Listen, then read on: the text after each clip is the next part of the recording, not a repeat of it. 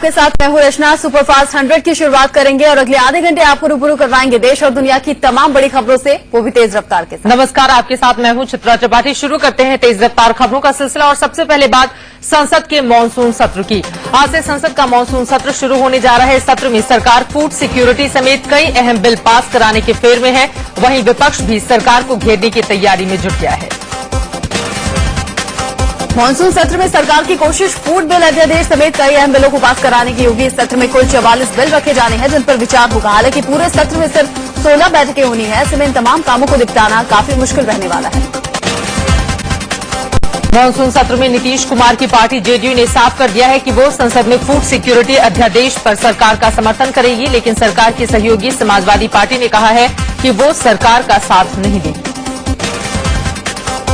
आडवाणी के घर पर हुई एनडीए की बैठक में भी कई मुद्दों पर चर्चा हुई। बीजेपी ने खाद्य सुरक्षा में संशोधन की मांग की है। साथ ही बीजेपी पेंशन बिल पर भी समर्थन को तैयार हो गई है। दिल्ली में बीजेपी की अहम बैठक पार्टी नेता लालकृष्ण आडवाणी के घर पर हुई। बैठक में संसद के मानसून सत्र को लेकर रणनीति बनाई गई। बैठक के बाद बीजेपी नेता रविशंकर प्रसाद ने कहा कि बीजेपी अपनी ओर से संसद चलाने की पूरी कोशिश करेगी।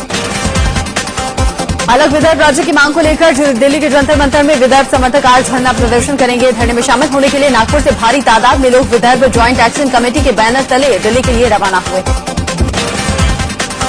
अनवर डॉन अबू सलीम की याचिका पर आज सुप्रीम कोर्ट में सुनवाई है। इस याचिका में सलीम ने पुर्तगाल की अदालत के फैसले का हवाला दिया है और खुद के खिलाफ चल रहे मुकदमों को निरस्त करने की मांग की है। इस मामले में सलीम की अर्जी पर सुनवाई करने के बाद सुप्रीम कोर्ट ने 9 जुलाई को फैसला सुरक्षित रख लिया था। सलीम को 11 नवंबर 2005 को प्रत्यर्पण के जरिए भारत लाया गया था। प्रत्यर्पण के तहत सलीम पर कोई अतिरिक्त चार्ज नहीं लगाए जाने की शर्त रखी गई थी।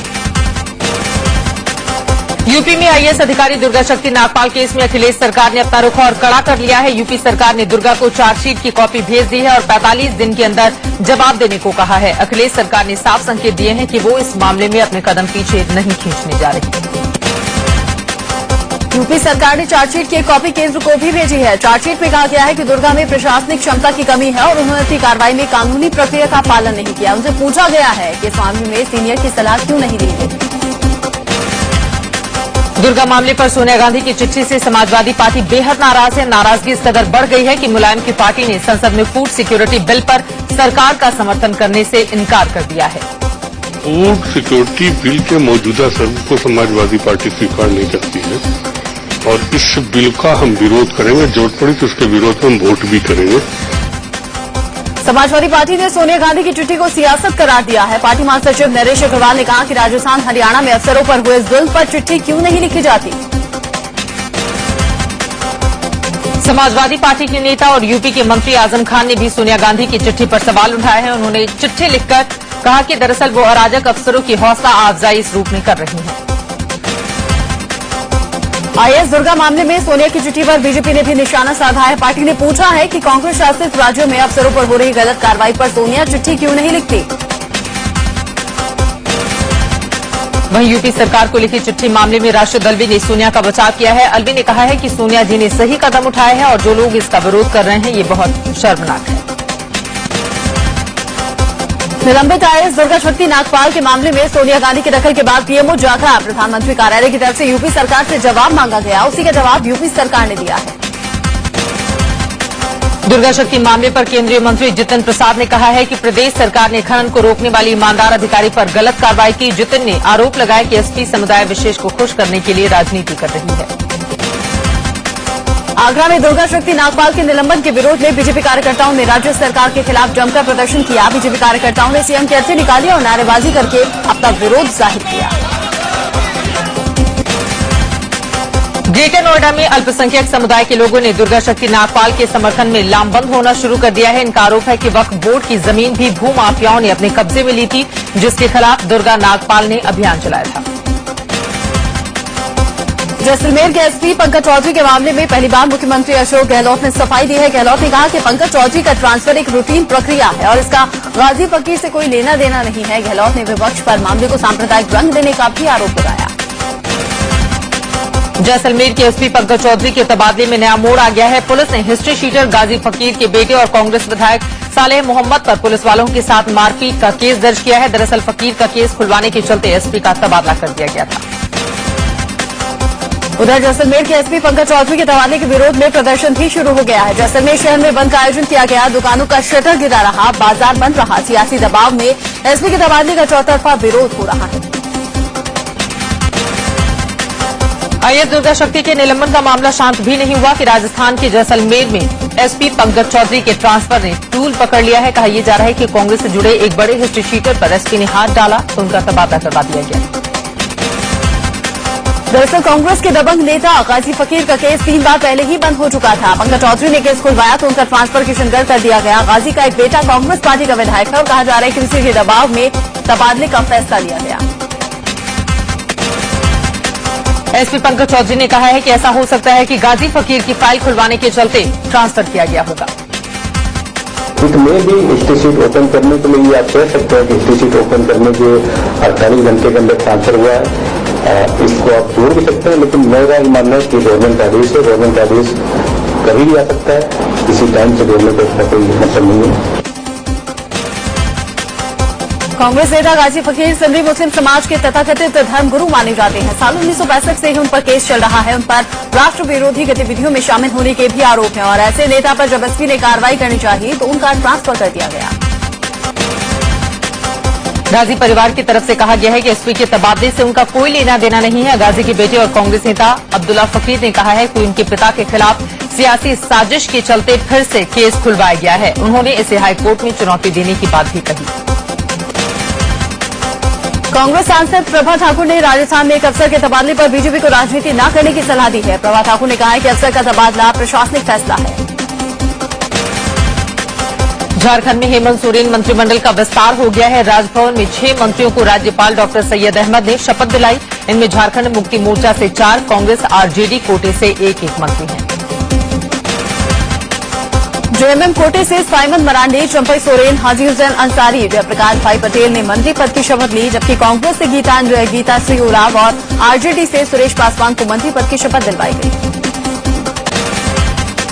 कांग्रेस के 4 विधायकों को मंत्री पद की शपथ लेनी थी, लेकिन सिर्फ गीताश्री उरांव को ही मंत्री बनने का मौका मिला। दरअसल कांग्रेस में मंत्री पद को लेकर मारामारी चल रही है और अब तक 3 और नाम तय नहीं हो पाए हैं। झारखंड में शपथ लेने वाले नए मंत्रियों में एक दागी चेहरा भी शामिल है। आरजेडी कोटे से मंत्री बने सुरेश पासवान पर हत्या की कोशिश का मामला कोर्ट में चल रहा है। हालांकि पासवान ने सफाई दी कि गलत तरीके से उन्हें फंसाया गया था। प्रधानमंत्री आवास के बाहर आरटीआई कार्यकर्ताओं ने जमकर हंगामा किया। 7 आरसीआर के सामने सड़क पर ही ये प्रदर्शनकारी लेट गए थे। दरअसल ये लोग आरटीआई एक्ट में संशोधन करने की सरकार की योजना के खिलाफ प्रदर्शन करने प्रधानमंत्री आवास के बाहर जुटे हुए थे।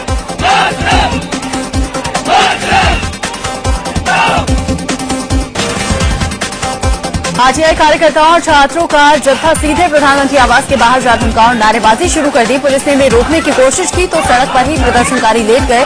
इन प्रदर्शनकारियों पर काबू पाने के लिए पुलिस को काफी मशक्कत करना पड़ा।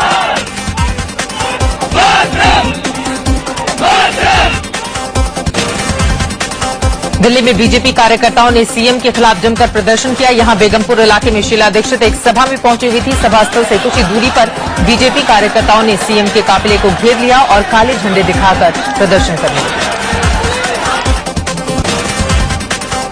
कांग्रेस महासचिव ने ट्वीट करके बताया कि किस पार्टी में कितने दागी सांसद विधायक हैं और उनके ट्वीट के मुताबिक सबसे ज्यादा शिवसेना में 31% दागी हैं, जेडीयू में 28%, आरजेडी में 26%, बीजेपी में 13% दागी हैं और वहीं अपनी पार्टी में महज 8% दागी होने का दावा उन्होंने किया। एमपी के सीएम शिवराज सिंह चौहान ने जन आशीर्वाद यात्रा के तीसरे चरण में सीधी में कांग्रेस पर जमकर निशाना साधा। यह एमपी के पूर्व मुख्यमंत्री अर्जुन सिंह का क्षेत्र रहा है। शिवराज की तैयारी इस बार कांग्रेस के वोट बैंक में सेंध लगाने की है। मध्य प्रदेश बीजेपी प्रदेश अध्यक्ष नरेंद्र सिंह तोमर ने भी सागर में कांग्रेस पर निशाना साधा। तोमर ने कहा कि कांग्रेस मायावी है जिसमें लड़ने की ताकत नहीं है। तोमर ने कांग्रेस की तुलना राम रावण युद्ध से कर डाली। मुंबई के अंधेरी में बीती रात उस वक्त रफ्तार का कहर देखने को मिला जब एक I-20 कार डिवाइडर से जा टकराई। कार में सवार 4 लड़के गंभीर रूप से घायल हो गए। आसपास के लोगों की मदद से घायलों को अस्पताल में भर्ती कराया गया है। मुख्यमंत्री जयललिता ने तमिलनाडु में सस्ते खाने के लिए जगह जगह अम्मा कैंटीन खुलवाई है। यहाँ 1 रुपए में इडली, 5 रुपए में सांभर के साथ पोंगल मिलेगा। ऐसे कुल 200 कैंटीन पूरे सूबे में खोले जाने हैं। मुंबई के ब्रीच कैंडी अस्पताल में केंद्रीय गृह मंत्री सुशील कुमार शिंदे का ऑपरेशन सफल रहा है। सांस लेने में तकलीफ की शिकायत के बाद उन्हें अस्पताल में भर्ती कराया गया था। कहा यह जा रहा है कि अभी उन्हें 10 दिनों तक अस्पताल में ही रहना होगा। नरेंद्र मोदी समर्थकों ने बीजेपी सांसद शत्रुघ्न सिन्हा के खिलाफ दिल्ली में मोर्चा खोला। मिशन प्रोटेक्ट इंडिया के बैनर तले मोदी समर्थकों ने शत्रुघ्न सिन्हा का पुतला भी फूंका। हाल ही में शत्रुघ्न ने मोदी के खिलाफ बयान दिया था।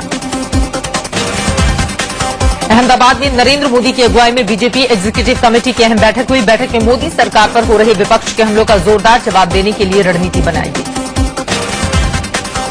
नरेंद्र मोदी की खिलाफत करने वाले शत्रुघ्न सिन्हा का पार्टी के अंदर भी जमकर विरोध हो रहा है। बिहार के पूर्व मंत्री और पार्टी नेता गिरिराज सिंह ने कहा कि शत्रुघ्न सिन्हा को सियासत ही छोड़ देनी चाहिए। मोदी के खिलाफत और नीतीश की तारीफ करने वाले बीजेपी सांसद शत्रुघ्न सिन्हा पर गाज गिर सकती है। पहले शत्रुघ्न पर कार्रवाई की मांग करने वाले पार्टी उपाध्यक्ष सीपी ठाकुर ने अब कहा है कि उन्हें एक और मौका देना चाहिए। बीजेपी में शत्रुघ्न सिन्हा का बढ़ता विरोध देखकर जेडीयू को मौका हाथ लग गया है। जेडीयू नेता संजय सिंह ने शत्रुघ्न सिन्हा को जेडीयू में आने का न्यौता भेजा है। इससे पहले शत्रुघ्न सिन्हा नीतीश कुमार की जमकर तारीफ भी कर चुके हैं। आगरा के परिक्रमा मार्ग पर शिव भक्तों के बम बम भोले की गूंज सुनाई दे रही है। शिव भक्तों का जत्था सावन के हर सोमवार को यहां पर आकर परिक्रमा करता है।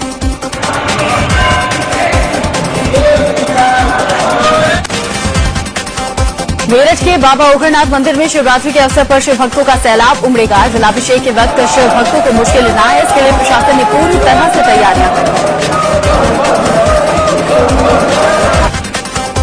आज सावन का दूसरा सोमवार है और आज शिवरात्रि भी है। देश भर के मंदिरों में शिव भक्तों की भीड़ उमड़ने लगी है। लोग सुबह से ही भगवान शिव की पूजा के लिए मंदिरों में जुट रहे हैं। सड़क पर कांवड़ियों में भी गजब का उत्साह नजर आ रहा है। मध्य प्रदेश के रीवा में सीएम की सभा के दौरान अफरा तफरी मच गई। सीएम शिवराज सिंह चौहान भाषण दे रहे थे, तभी भीड़ से बीच से उठकर एक लड़की मंच पर पहुंच गई और उसने राज्य के ऊर्जा मंत्री राजेंद्र शुक्ला के पैर पकड़ लिए। सुरक्षा घेरे को तोड़कर मंच पर पहुंची लड़की ने सीएम को नसीहत देनी शुरू कर दी। इस लड़की ने कहा कि प्रदेश में शिक्षा की हालत और दुरुस्त की जाए। बाद में लड़की को समझा बुझाकर मंच से वापस भेजा गया। दिल्ली के सराय काले खां इलाके में असम राइफल्स का एक जवान बिजली टावर पर चढ़ गया। सैलरी बढ़ाने की मांग को लेकर वो इस कदर प्रदर्शन पर उतर आया। टावर से हाई वोल्टेज वायर गुजरने के चलते एहतियातन पुलिस ने बिजली सप्लाई बंद कर दी। असम राइफल्स के इस जवान को टावर से उतरवाने के लिए पुलिस वालों ने भारी मशक्कत की। टावर से ही इस जवान ने एक फाइल फेंकी जिसमें उसने अपनी मांगे बताई। वो चाहता है कि आर्मी के जवानों जितनी सैलरी उसे दी जाए। पंजाब के अमृतसर में पुलिस और पब्लिक के बीच जबरदस्त भिड़ंत हो गई। यहां के बलकला गांव में ग्रामीणों ने पुलिस की टीम पर हमला बोल दिया, जिसके बाद पुलिस ने फायरिंग कर दी। साथ ही पुलिस वालों ने ग्रामीणों को दौड़ाकर पीटा भी। दरअसल रात में पुलिस की टीम सादी वर्दी में बलकला गांव आई थी। ग्रामीणों ने गाड़ी की तलाशी ली तो उसमें हथियार मिले, जिसके बाद ग्रामीणों ने गाड़ी को कब्जे में ले लिया। सुबह पुलिस गाड़ी लेने आई तो दोनों तरफ से घमासान मच गया। फिरोजाबाद के नगर विधायक के साथ मारपीट का मामला सामने आया है। बताया जा रहा है एक शख्स ने अपने साथियों के साथ विधायक के गनर के साथ हाथापाई की। फिर विधायक मनीष असीजा के भी साथ मारपीट हुई। बिजनौर के पौष कॉलोनी रामलीला इलाके में लोगों ने 2 लड़कों को पकड़कर उनकी जमकर पिटाई कर दी। लोगों के मुताबिक दोनों चोरी के इरादे से घर में घुस गए थे, जहां इन्हें रंगे हाथों पकड़ लिया गया। बाद में दोनों को पुलिस के हवाले कर दिया गया। महाराष्ट्र के चंद्रपुर में वर्धा नदी खतरे के निशान से ऊपर बह रही है। वर्धा नदी की वजह से 50,000 से ज्यादा की आबादी बुरी तरह से मुश्किल में है। करीब 8,000 मकान बाढ़ की भेंट चढ़ गए हैं। अब तक 30 लोगों की मौत हो चुकी है। चंद्रपुर में शहर के कई इलाके पानी में पूरी तरह से डूबे हुए हैं। लोग घरों की छतों पर आश्रय लेने के लिए मजबूर हो रहे हैं। जिला प्रशासन बाढ़ में फंसे लोगों को बोट की मदद से सुरक्षित निकालने में जुटा हुआ है। यूपी के चंदौली में गंगा उफान पर है। गंगा के किनारे बसे 50 से ज्यादा गांव बाढ़ की वजह से डूबने की कगार पर है। कटान की वजह से किसानों की हजारों एकड़ फसल बर्बाद हो चुकी है। जिला प्रशासन ने अलर्ट जारी कर 40 बाढ़ नियंत्रण चौकियां बनाई हैं। वाराणसी में भी गंगा खतरे के निशान से ऊपर बह रही है। गंगा में बढ़ते जलस्तर से निचले इलाकों में बसे घर डूबने लगे हैं। फसलें और घर बर्बाद होने के बाद लोग गांव छोड़ने को मजबूर हो रहे हैं। बाढ़ से बिजली के खंभे डूब गए हैं, जिससे लोगों के घरों की बिजली भी गुल है। यूपी के बलिया में बाढ़ राहत सामग्री की लूटपाट शुरू हो गई है। बलिया के दोहर इलाके में बाढ़ पीड़ितों के लिए पहुंचे सामान पर बाढ़ पीड़ित प्रशासन के सामने ही टूट पड़े।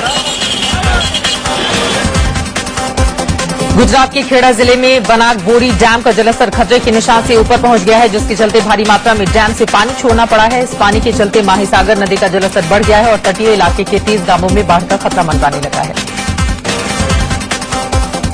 पंजाब के मुख्यमंत्री प्रकाश सिंह बादल ने केंद्र सरकार पर धोखा देने का आरोप लगाया। बादल ने कहा कि केंद्र सरकार ने राज्यों को ज्यादा से ज्यादा अधिकार देने का वादा किया था, लेकिन इस मामले पर आयोग बनाकर वक्त बर्बाद किया जा रहा है।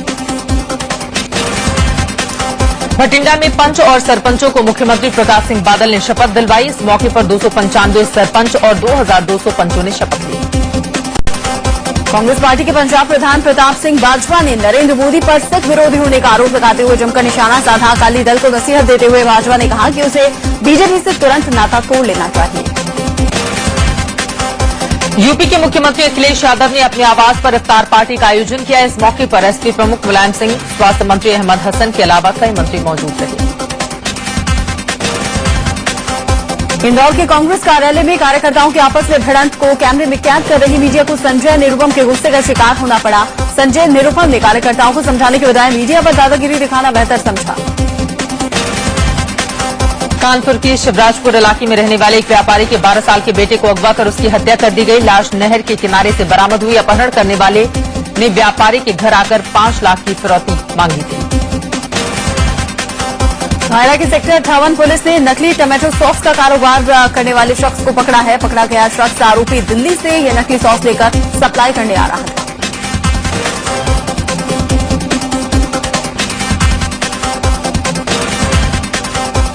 आगरा के एक जाने माने पेस्ट्री शॉप से ली गई आइसक्रीम में छिपकली निकलने की बात सामने आई है। बोदला के रहने वाले विनय की माने तो वो इस दुकान से आइसक्रीम लेने गए थे। खाद्य विभाग फिलहाल पूरे मामले की जांच कर रही है। दुर्ग के एक सराफा व्यापारी को कर्नाटक पुलिस ने तस्करी की मूर्ति चोरों से खरीदने के मामले में हिरासत में लिया है। कुछ वक्त पहले मंगलौर के एक म्यूजियम से 15 मूर्तियां चोरी हुई थी। गाजियाबाद के दुधेश्वर नाथ मंदिर में कांवड़ियों का 2 गुट आपस में भिड़ गया। भारी सुरक्षा के बीच भी हंगामा हुआ और मंदिर के शीशे तोड़ दिए गए। गाजियाबाद में रहने वाले पूर्व कैबिनेट मिनिस्टर बीपी मौर्य के पोते सुबोध का पिछले 5 दिन से कुछ पता नहीं है। सुबोध बीबीए की पढ़ाई करता है। इंदिरापुरम थाने में गुमशुदगी का मामला दर्ज करवा दिया गया है। राजस्थान के दौसा में एक मासूम को उसकी मां से कोतवाली पुलिस ने मिलवा दिया। प्रियंका नाम की महिला गलती से अपने 2 साल की मासूम को एक बस में छोड़कर दूसरी बस में सवार हो गई थी। यूपी के शामली में 3 दबंगों ने एक नवविवाहिता से तमंचे की नोक पर बलात्कार किया। आरोपियों ने पीड़ित के परिवार को शिकायत करने पर जान से मारने की धमकी दी है। लड़की की शिकायत के बाद पुलिस ने एक आरोपी को गिरफ्तार कर लिया। मध्य प्रदेश के रतलाम में नर्सिंग होम के हॉस्टल में एक बड़ा हादसा हुआ। हॉस्टल में करंट फैलने से 70 लड़कियां चपेट में आ गई। सभी को प्राइवेट अस्पताल में भर्ती कराया गया है। पटना में पुलिस ने एक ढोंगी तांत्रिक को गिरफ्तार किया है। तांत्रिक पर झाड़फूक के नाम पर महिला के साथ रेप करने का आरोप है। महिला ने तांत्रिक के खिलाफ शिकायत की, जिसके बाद पुलिस ने तांत्रिक को गिरफ्तार कर लिया। हरियाणा के नरवाना में मामूली सी बात पर 3 सगे भाइयों की हत्या से हड़कंप मच गया। खेत में काम करते समय आरोपी चचेरे भाई 3 भाइयों की हत्या कर मौके से फरार हो गए। पुलिस ने एक को गिरफ्तार कर लिया है, बाकी की तलाश जारी है। मेरठ में हुए एक सड़क हादसे के दौरान युवक की मौत के बाद गुस्साई भीड़ ने जमकर हंगामा किया। गुस्साई लोगों ने बाइक सवार को कुचलने वाले दूध के टैंकर में आग लगा दी और जमकर हंगामा किया, जिसके चलते घंटों सड़क पर जाम लगा रहा। दिल्ली के बाद मुंबई में भी पुलिस ने बाइकर्स पर शिकंजा कसना शुरू कर दिया है। शनिवार की देर रात पुलिस ने अभियान चलाकर स्टंट कर रहे कई बाइकर्स को पकड़ लिया। मध्य प्रदेश के होशंगाबाद में रहने वाले नवप्रीत ने जुगाड़ के जरिए फॉर्मूला 1 रेसिंग कार बनाने का दावा किया है। नवप्रीत का दावा है कि ये कार 140 किलोमीटर प्रति घंटा की रफ्तार से दौड़ेगी। उत्तरकाशी में सरकारी सस्ते अनाज की दुकानों पर आपदा राहत लिखे हुए पैकेट बेचे जाने से लोगों में काफी गुस्सा है। आपदा के बाद सीएम ने ऐलान किया था कि 1 महीने तक लोगों को निःशुल्क राशन बांटा जाएगा। इसके बाद भी राहत सामग्री धड़ल्ले से वहां पर बेची जा रही है। छपरा मिड डे मील मामले में पटना के पीएमसीएच में भर्ती 15 बच्चों को स्कूल से अस्पताल से छुट्टी मिलनी थी, लेकिन छपरा सिविल सर्जन ने लॉ एंड ऑर्डर की समस्या बताकर बच्चों को ले जाने से इनकार कर दिया, जिससे बच्चों को 2 दिन और हॉस्पिटल में रुकना पड़ेगा। मध्य प्रदेश के होशंगाबाद में 4 खूंखार कैदी जेल तोड़कर फरार हो गए। मामला होशंगाबाद की पिपरिया उपजेल का है। यहां कैदियों ने सुरक्षाकर्मियों पर डंडों और चाकू से हमला कर दिया और उनसे गेट की चाबी छीनकर फरार हो गए।